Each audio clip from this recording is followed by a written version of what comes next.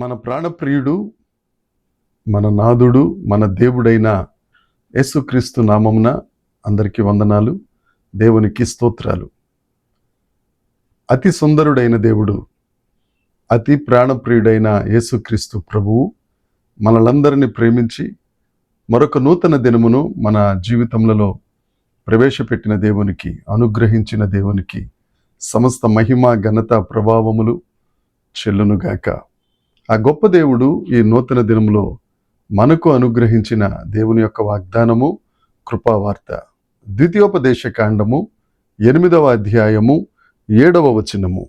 నీ దేవుడైన యెహోవా నిన్ను మంచి దేశములో ప్రవేశపెట్టును. అది నీటివాగులను, లోయలలో నుండి, కొండలలో నుండి పారు ఓటలును, అగాధ జలములు గల దేశము. దేవునికి స్తోత్రం కలుగునుగాక, దేవునికి మహిమ కలుగునుగాక. ఎంత మంచి వాగ్దానం అండి. మన దేవుడు మనలను మంచి దేశంలో ప్రవేశపెట్టే గొప్ప దేవుడు. ప్రపంచంలో ఉన్న ఒక్కొక్క దేశానికి ఒక్కొక్క ఉన్నతమైన స్థితి ఉంటుంది. ఒక భక్తుడి దగ్గర దేశాలన్నిటిలో మంచి దేశం ఏంటి అని అంటే, ఆ భక్తుడు చెప్తాడు, పరలోకాన్ని మించిన మంచి దేశం వేరొకటి లేదు.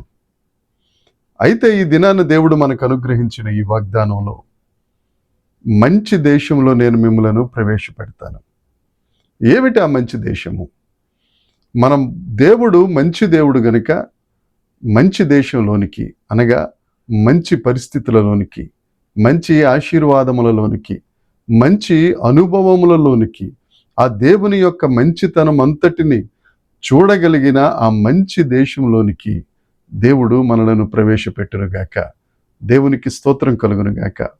మనం అందరం మంచి పరిస్థితుల్లో ఉండాలని కోరుకుంటాం. ఆ దేవుని యొక్క మంచితనం మనం చూడాలని, మనం అనుభవించాలని ఆశిస్తాం.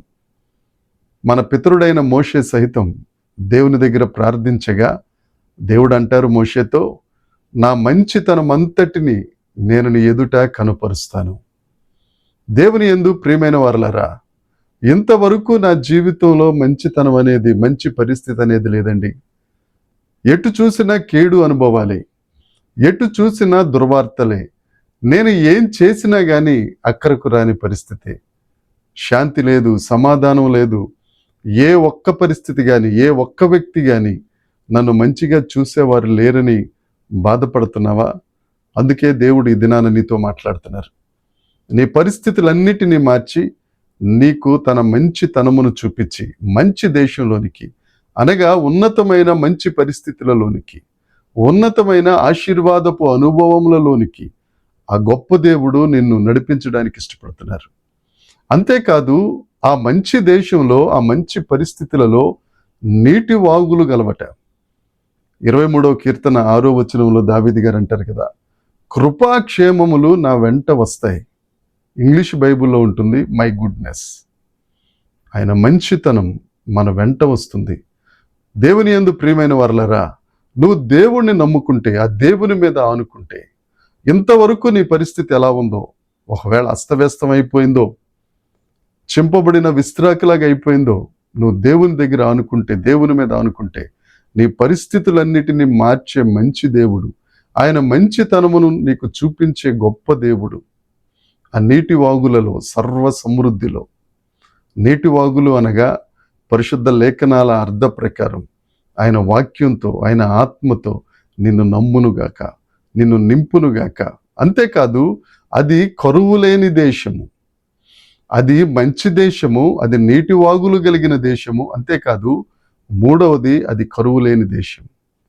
ఎన్నాళ్ళు నువ్వు ఏ కరువుల్లో ఉన్నావో, ఆర్థిక లేమి వలన కరువేమో, అనారోగ్యం వల్ల కరువేమో, నీకంటూ ఎవరు తోడు లేక తోడు లేని కరువేమో, వీటన్నిటి నుండి దేవుడు నిన్ను విడిపించి మంచి పరిస్థితుల గుండా నడిపిస్తూ, మంచి ఆశీర్వాదాలిస్తూ, సర్వ సమృద్ధిని శారీరకంగాను ఆత్మీయంగాను మంచి అభివృద్ధిని నీకిస్తూ, నీకున్న కరువులన్నిటిలో నుండి విడిపించగలిగిన సమర్థుడు ఈ దినాన్ని నీతో వాగ్దానం చేస్తున్నారు.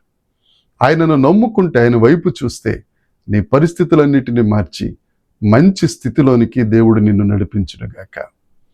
మోయాబు దేశంలో కరువు వచ్చింది. ఆ కరువు రాగా నయోమి, రూతు బెత్లెహేముకు ప్రయాణమై వచ్చారు. అప్పుడు ఆ బెత్లెహేములో యవల పంట పండే కాలం, అంటే సర్వ సమృద్ధి కలిగిన కాలంలో కరువులో నుంచి నయోమి, రూతు వచ్చారు. బోయజు గారితో వారికి సంబంధం, వారికి బంధం ఏర్పడింది.